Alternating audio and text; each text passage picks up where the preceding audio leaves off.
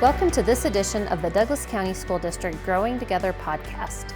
We will be talking to leaders, educators, specialists, and community members about topics that matter to our students, our schools, and our community. Let's jump into this week's episode as we grow together. Welcome to 10 Meaningful Minutes. My name's Lori Lacombe. I'm the Healthy Schools Coordinator in Douglas County School District. I'm here with my friend Aaron Reagan, Lead Counselor for Douglas County. How you doing today, Aaron? Lori, I'm great. How are you? I'm good. Beautiful Colorado day. It is. So last time we were together, Aaron, talking about mindfulness, you brought up that you really wanted to get into the conversation about technology use. Absolutely. Can I ask you why you want to talk about technology use? Absolutely, Lori. Yeah. Thanks for giving me the opportunity. There was this book I read a long time ago called Future Shock. And the thesis of this book, which was written back in the 70s, was that our technology advances at a different rate than our human capability to really appreciate it. In other words, technology evolves faster than human beings. And that creates situations that as human beings we're not really ready for. And so I think that this is especially true of our kids. I don't know if you've heard some of the buzz in the media in the last few years about millennials. But there's a lot of questions about, why do the millennial generation struggle so much? And I think to an extent they've gotten a bad rap. I agree. But I do think that there is some legitimacy to this idea that there have been struggles. And the struggles are largely emotional and around coping. Not to say that there aren't a lot of really well-adjusted millennials, but one of the theories about why they have struggled is related to the release of the smartphone. So the smartphone now is about 11 years old, and that happened at a really poignant moment developmentally for millennials. And it was kind of akin, and I don't think that parents had any idea how powerful this technology was, how influential social media could be, and it was sort of akin to just leaving the doors to the liquor cabinet open and just going, go for it. Go for it. And so we have seen some ramifications from that. And I think you talk to any parent today and they will tell you that their kids are probably, that technology use is a concern for them. And I think it's a great conversation to continue having. Absolutely. Just sparking this, like what you're talking about with the book and the research that's been going on for a while about this. But we have to keep that conversation going. This is a major consideration. And while this technology has been advancing and humans continue to evolve at a glacial pace, we see ramifications of this. So, I can tell you anecdotally, Lori, that in my 12 years as a high school counselor, probably 80% of the issues that I saw resulted from kids being on their phone after bedtime. 80%? 80%. Wow. And so if you ask any high school or middle school counselor if they could wave a magic wand, what would be different? I'll bet that many of them would agree that banning cell phones, smartphones after bedtime would be one of those things. Well, they've seen such a positive result from that in the middle schools. So the majority of our middle schools have banned cell phones. And I've been in communication with some of the counselors and they're like, oh my God, my caseload just got so much lighter. It's made a tremendous difference. And it's made a difference culturally, the way the kids interact. We see a lot less drama. And so the benefits have been really tangible. Okay. So make sure we go home very soon and plug those phones in somewhere else at night. I absolutely. I think that's really good advice. And I think one of the reasons why that doesn't happen is because, people use the alarm on their cell phone. So there's this thing called an alarm clock. It's about $5. You can buy one at Target. Interesting. They work really well. So bring back the alarm clock. Okay. Awesome. That's what I'm saying. Now, Lori, as a wellness coordinator, invariably you must have a take on this as well. And I'm just wondering if you have a perspective you'd like to share or some tips around technology. Well, thank you for asking the wellness point of view. I actually have 2 points that I'd like to bring up today. And the first one goes right along with your number 1 recommendation, is that our exposure technology affects our sleep. So the blue light that's emitted, what happens, it blocks our receptors that we have in our brains, goes through the eyes, goes right behind the ear. There's this little receptor there that is searching for darkness, so we start making melatonin. And so when we're in front of all these digital devices, that blue light blocks that. And so we're not making melatonin the few hours ahead of time before we should when we put our heads on the pillow.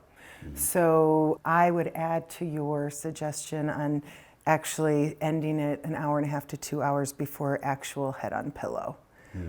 Just so you can create, get the brain and the body ready for sleep. And then the other piece that we have been working a lot with is trying to teach focus in our classrooms. You're good at what you practice. Right. And we practice distraction all the time. So we're actually quite good at it. We can get distracted very easily. And we have over 60,000 thoughts a day. So it's easy already to get distracted, but then you get pinged on the phone or you're on your computer and you get look at this pop-up. And so what we suggest, find that very healthy relationship, that healthy balance of cell phone use. So it's not on your actual physical body all the time. Get it in backpacks. We suggested teachers collect them so the kids can't even see them, because there are some really cool studies out there about how close can your phone be to you to be productive. Wow. And when it's sitting right next to you, you're not productive at all. If you put it down on the floor next to you, you're a little more productive, but the most productive you are going to be is when you get it actually out of sight, out of mind. Interesting. And so in order to improve our focus, which we all are working on, adults and students, but we really need it in our classrooms, is to practice focus activities, right? And then really reduce the amount of exposure to technology. We need it to research and write papers and do group projects and and that's what it should be for. Yeah. But a lot of our students, as you know, are using it for social media, for texting, for Instagram, and that's important to them. Yeah. There's no doubt that's very important, but again, finding that healthy balance to it. I'm so glad that you bring that up, because balance is really important. And I think if you talk to a teenager or an adolescent and you don't acknowledge how important the phone is, I've heard it compared to like a tribal, this is my tribal affiliation. This phone is my gateway to my friends and my community.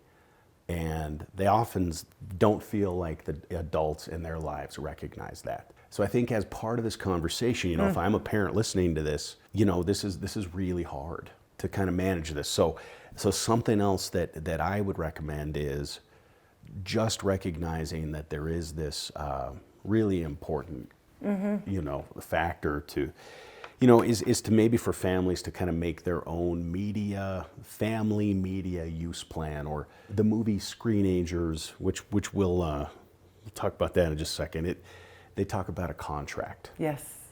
That is presented in tandem with the cell phone to an adolescent, and I think that's a really wise thing. We just can't allow kids to have open access. No, there's got to be some healthy parameters. Healthy parameters. And involve them in the discussion. Absolutely. What is healthy for you, right? Yeah, what is good for you? Because kids have a sense of that. And then we can really talk it out with them. Right. So that it's something that they agree to, and so it's being done with them, not to them. I was just talking to a parent right before I came here, and she was telling me that she noticed with her child that the phone is like a pacifier, and that it allows this constant escape. And so when you were talking about distraction, it reminded me of this conversation, and she was saying that it's really hard to have a meaningful conversation with her child because they are constantly distracted. Anytime that there's the potential to have any kind of discomfort, the phone allows this kind of escape. And I read something recently that this kind of escape allows people to avoid dealing with uncomfortable feelings. As a result, coping mechanisms are not developed. Interesting. And relationships suffer. Pretty much everything suffers as a result of it. So, not to beat a dead horse, but... No, but I hear what you're saying. It's really important, for us to not always give the pacifier. Right. Right. And that's okay. Our children will benefit from that. They will benefit from boundaries, and that's ultimately what kids really crave, even big kids. Yeah. And I might argue especially big kids, even though they will never admit it. Right. Well, I think a great resource for our parents everywhere is that movie Screenagers, which we brought to the district. I think it was 3 years ago. We showed it at Mountain Vista High School. And it's a great documentary. They made a second film. It'll be showing at Crest Hill on February 27th in the evening. Crest Hill Middle School in Highlands Ranch. Yes, thank you. But if you can't if our parents, our listeners, our teachers, they can't make it, Screenagers has a fabulous website with research articles. They also have Tech Talk Tuesdays. Oh. And every Tuesday they'll send you out an email saying, here are some things you can talk about with your children around technology tonight at dinner, or maybe in the ride in the car, whatever it is for you. But it's a great resource for parents, for all of us, I think, actually. Excellent. Excellent. Well, I guess that kind of wraps us up. I think we could probably talk forever, but we should probably stop. Thank you, Lori. Thanks, Great Sarah. conversation, as always.